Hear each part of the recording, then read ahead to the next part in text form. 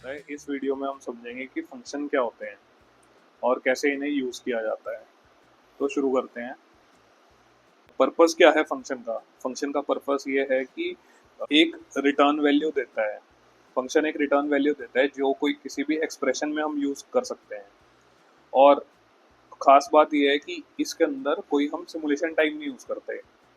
तो simulation time क्या हो गया, जैसे कि कुछ टाइम कंट्रोल स्टेटमेंट होती हैं, एट द रेट हो गया, फॉक ज्वाइन हो गया, वेट हो गया, तो ये हम फंक्शन के अंदर नहीं यूज़ करते।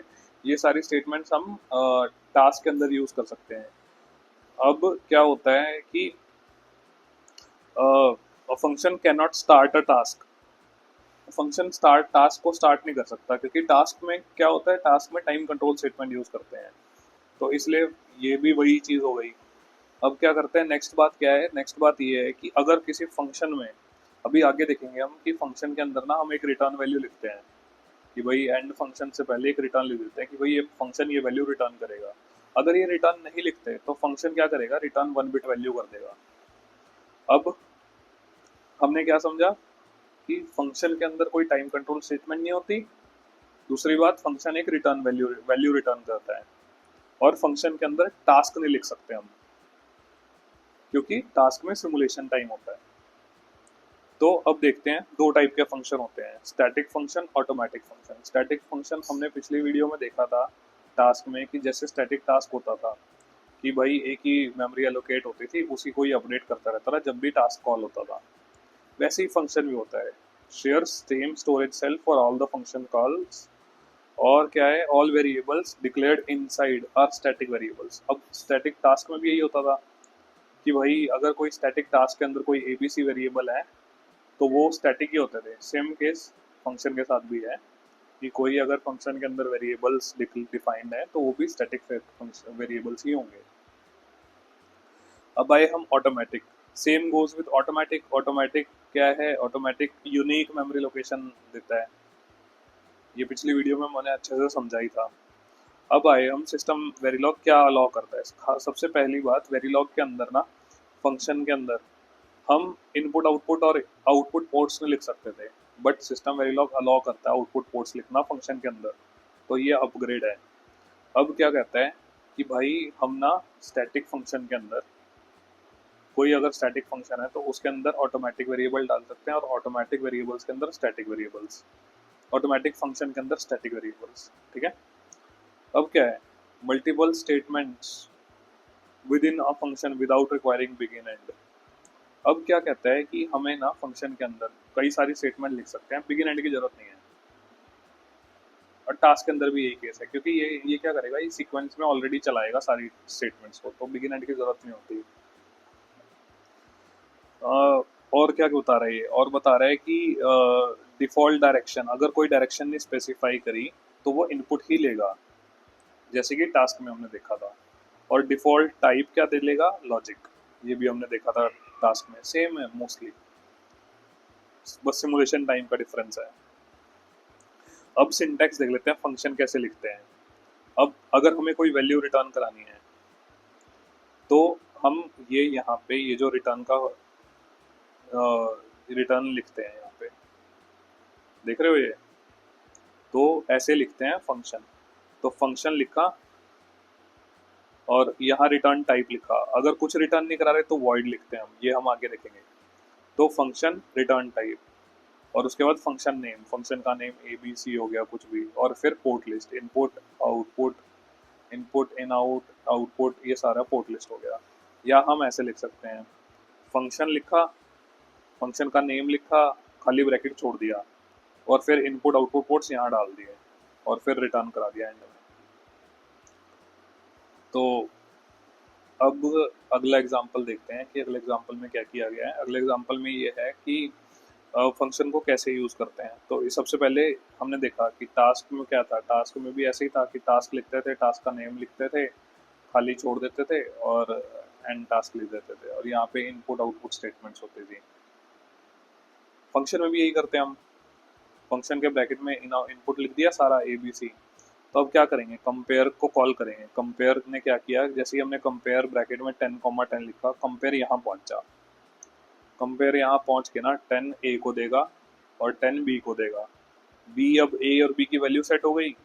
इसने क्या काम किया, चेक किया कि ए ग्रेटर देन बी है, तो 10 on 10 है, तो ये एल्स में आ गया, एल्स में चेक किया तो ए लेस देन बी, तो फिर एल्स में आ गया ए इक्वल टू बी, तो इक्वल टू बी प्रिंट हो जाएगा। सिमिलरली ऐसे चलता रहेगा, ठीक है। अब आए हम फंक्शन विद रिटर्न वैल्यू। अब हम ऐसे भी लिख सकते हैं, हमें हमने यहाँ पे जैसे सम लिखा, फंक्शन इंटीजर, फंक्शन का टाइप दे दिया रिटर्न, रिटर्न टाइप दे दिया कि भाई फंक्शन इंट टाइप का है सम, और ये लिख दिया हमने ऐसे, और फिर इनपुट दे दिया a plus b, input int a comma b, यहाँ पे इनपुट दे दिया। अब रिटर्न कर दिया a प्लस बी, क्योंकि सम a प्लस बी होता है तो सम a प्लस बी रिटर्न कर दिया।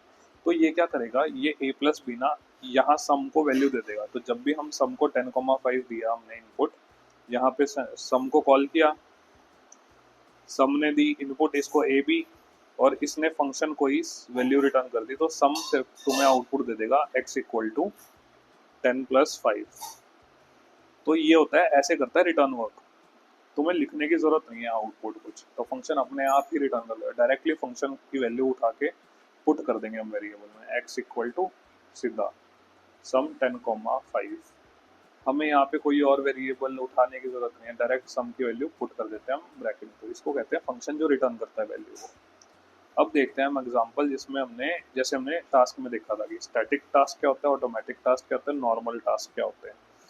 तो एक चीज थी, हमने टास्क में देखा था कि अगर क्लास के अंदर है टास्क, तो क्या होता था, वो चीज वो ऑटोमेटिकली स्टैटिक होता था। तो सिमिलर केस है फंक्शन के अंदर ही, अगर वो क्लास के बाहर अंदर है तो वो ऑटोमेटिक होगा, अगर वो क्लास के बाहर है तो वो स्टैटिक होगा। तो यहाँ पे कोई क्लास नहीं है तो ये स्टैटिक ही होगा टास्क, ठीक है, फंक्शन सॉरी। तो शुरू करते हैं, जैसे कि इसने स्टैटिक ऑटोमेटिक इंट ये टास्क वाली उसमें देखा था हमने, तो इसने सेम वही वैसे ही किया है, और फिर a plus plus b plus plus c plus plus same example है, बस टास्क की जगह हमने फंक्शन यूज किया हुआ है। तो इसने क्या काम किया, पहले स्टैटिक में क्या करेगा, स्टैटिक में ये जाके इसको इंक्रीमेंट करेगा, पहले क्या होगा, इनिशियल वैल्यू जीरो होगी, जीरो होगी, जीरो होगी। तो इसने क्या काम किया, पहले ए की वैल्यू ए बी सी, इसमें भी समझा देता हूँ जिन्होंने टास्क की वीडियो नहीं देखी, बल्कि देख लेना जाके टास्क की वीडियो, ओके, ज़्यादा अच्छे से समझ आएगा, उसमें मैंने अच्छे से एक्सप्लेन कर रखा है। यहाँ पे मैं थोड़ा ऊपर ऊपर से ही बता रहा हूँ। तो अब स्टैटिक है, ए स्टैटिक है तो मतलब एक मेमोरी लोकेशन ही होगी। अब इसके आगे कुछ नहीं लिखा, स्टैटिक ऑटोमेटिक, तो ये क्या है, ये फंक्शन है स्टैटिक, तो ये भी स्टैटिक होगा, तो इसलिए एक मेमोरी लोकेशन जो कि अपडेट होगी। बी ऑटोमेटिक है तो 3 मेमोरी लोकेशन बन जाएगी, नई नई, हर बार कॉल करेंगे तो एक नई मेमोरी पे जाएगा। तो पहली बार जीरो था, ए प्लस प्लस हुआ, तो ये क्या वैल्यू हो गई, ये हो गया 1, यहाँ से कॉल हो रहा है इंक्रीमेंट स्टैटिक, इस फंक्शन का नाम इंक्रीमेंट स्टैटिक है ना, तो ये यहाँ से कॉल होगा, और ये देखो 3 बार कॉल हो रहा है ना, यहाँ पे एक एक दो 3 बार कॉल हो रहा है, तो 3 बार लिखेंगे हम। तो यहाँ से पहली बार कॉल हुआ तो वैल्यू जीरो थी ए की, ए प्लस प्लस हुआ तो ए की वैल्यू 1 हो गई, ओके, और फिर डिस्प्ले करा लिया हमने, पहले डिस्प्ले स्टैटिक फंक्शन, फिर स्टैटिक की वैल्यू, और यहाँ पे बाद में डिस्प्ले हो रहा है इसलिए वैल्यू 1 दिखाएगा, प्लस प्लस के बाद वाली वैल्यू दिखाएगा, तो 1। और फिर जब दूसरी बार कॉल होगा तो ए ही अपडेट होगा 2, और फिर तीसरी बार कॉल होगा तो 3। बट यहाँ पे जब भी ऑटोमेटिक वेरिएबल कॉल होता है तो ऐसे 1 1 1 3 बार, हर बार नई मेमोरी देगा। ये भी सी है तो 1 1 2 3, तो इसका आउटपुट दिखा दिया इसने, ए का आउटपुट दिखा दिया 1 2 3, बी का 1 1 1, सी का 1 2 3। व्हाट माय पॉइंट, सिमिलरली इसका भी हुआ, इसमें भी ए की वैल्यू 1 2 3 दिखाई, बिकॉज स्टैटिक है, इसी को बार बार अपडेट करता रहेगा ये। अब ये ऑटोमेटिक है और ये इसी को अपडेट करता रहेगा 1 1 1, और ये फिर से, अब ये ऑटोमेटिक के अंदर है तो सी 1 1 1 हो जाएगा, क्योंकि जो अगर इसके अंदर कुछ नहीं लिखा ऑटोमेटिक फंक्शन के अंदर, इसके आगे कुछ नहीं लिखा तो ये ऑटोमेटिकली ऑटोमेटिक हो जाएगा, जैसे कि ये ऑटोमेटिकली स्टैटिक था, ओके। अब आए हम इस पे, फंक्शन इंक्रीमेंट, जिसके आगे कुछ नहीं लिखा, तो ये ऑटोमेटिकली स्टैटिक होगा, हमने समझा था। अब ये स्टैटिक स्टैटिक अब ये कुछ नहीं है इसके आगे, तो ये भी स्टैटिक होगा। ये स्टैटिक, ऑटोमेटिक, स्टैटिक। तो ऑटोमेटिक के आगे 3 डब्बे बना लेते हैं, इसके आगे 1 डब्बा बना देते हैं। ए बी सी, ये क्या 1 2 3, इसका क्या 1 1 1 1 2 3, देखो 1 2 3 1 1 1 1 2 3। Similar goes with 1 2 3 1 1 1। ऑटोमेटिक वाले में जो जिसके आगे डिफाइन नहीं होता वो ऑटोमेटिक ही होता है। ओके, तो ये हो गया एग्जांपल। अब आए हम वॉइड फंक्शन।